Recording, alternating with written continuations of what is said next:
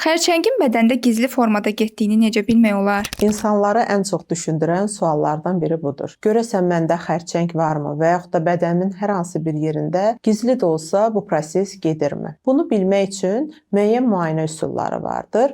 Bunlara check-up müayinə deyilir və yaxud da profilaktik müayinə. Həm check-up müayinənin tərkibinə daxildir, həm də profilaktik məqsədlə müəyyən müayinələr var ki, onları etməklə müəyyən şiş növlərini vaxtında aşkar etmək olar.